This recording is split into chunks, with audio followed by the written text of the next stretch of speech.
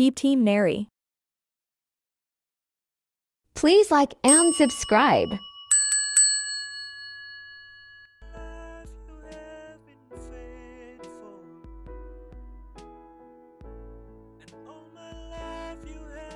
Subscribe to my channel.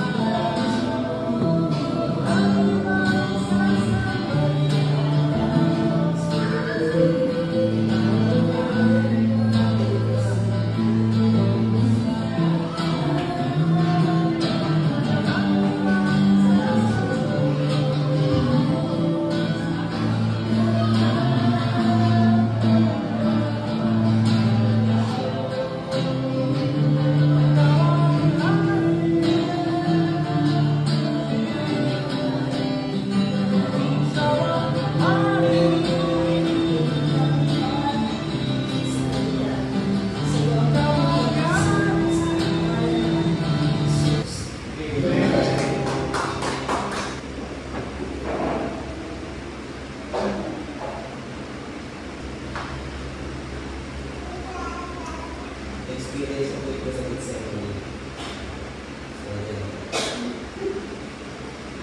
Sa Matthew, chapter 26, verse 36, Matthew 26, verse 36, sabi dito, sinama ni Jesus sa kanyang mga alagad sa isang lugar na tinawag na Gethsemane. Sinabi niya sa kanila, dito muna kayo at manalangin. Ako sa dako. Malayo Lord ang kanyang mga salita na tutulayan sa atin. It's an experience. Bago ang experience ni Jesus Christ, yung lugar nito kung saan ay tinatawag na lugar na kung saan napakatahimik na mga lugar.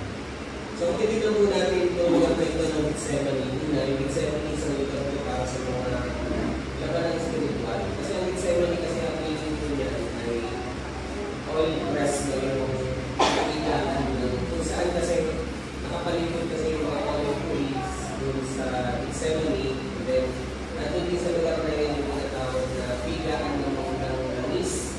Pigaan ng rolling.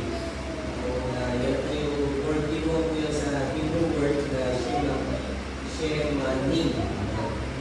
Mga pisaan ng langis. So, malapit ko lang ngayon sa panahon na yun ay mag-relax ka talaga. Si Jesus Christ. Imbis na maramdaman niya yung mag-press siya o maramdaman yung mga maramdaman niya dahil sa mga siguro sa tao naman pag maramdaman mo kayo papatayin, alam mo mamamatay ka, siguro naman hindi mo ma-relax. Pero hindi mo magkaroon ako sa kanya, hindi mo kami o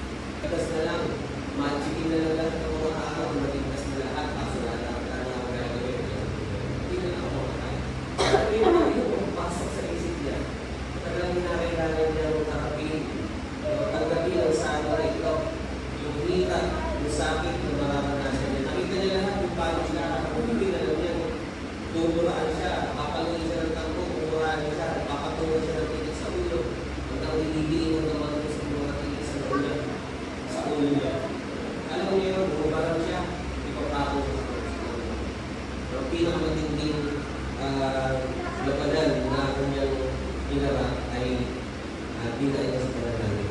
At ito yung magiging punta na kanyang pinarap ay dinaan niya sa panalangin. Ang katiga na talagang mahina siya. Ano? Sabi niyo sa Matthew 26:39, lumayo siya ng maunti, nagpapirapa siya, at nanalangin, Ama ko, kumangalit ko, ilayo niyo sa akin ang opang ito ng paghihirap. Ngunit hindi ko ang kalooban ko, hindi kalooban ninyo ang mangyari. Kaya tinanong sa Diyos na pag may gagawin tayo para sa Diyos ay manalangin tayo na gawin ko kalooban ng Panginoon. Lumugit ako, patawad, maaring subuko ako, gawin ko, masunod na ako. Sabi nito, biglang nag-shift si Jesus Christ dito. Sabi niya, kung kalooban mo at hindi ang kalooban ko. Yung sinasabi niya, nag-shift bigla. Bakit? Sabi rito sa Matthew 26:39, kung bagay ba rin po natin ito ng 26 to 42, pero basahin lang po natin yung dalawang talata. Yung verse 39 at saka yung verse 42. Sabi niya, lumayo siya ng maunti, nagpatulag pa siya pinalangin, na ako, kumakain ko, ilayin mo sa akin, ako ito ng paghihirap, ngunit hindi ko ang kalooban mo, hindi ang kalooban mo mangyari. Muli, verse 42, muli siyang lumayo at nanalangin, Ama ko, kung hindi ko maaaring may alis ang kopang ito, malibang inumin ko, mangyari nawa ang iyong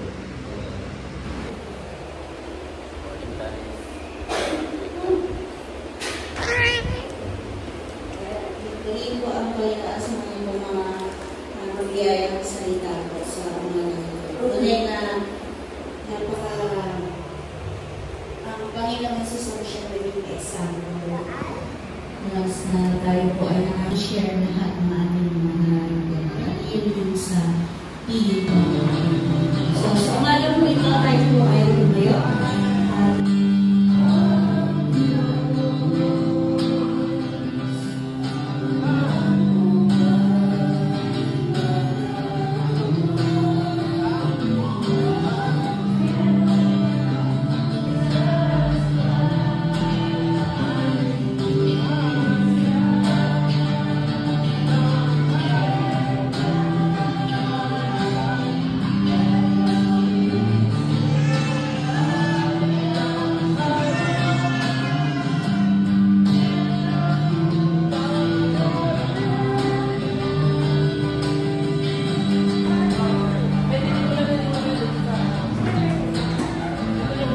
Anong meron dyan, Neri?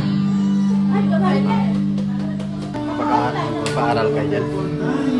Pag-aaral kayo dyan, Neri.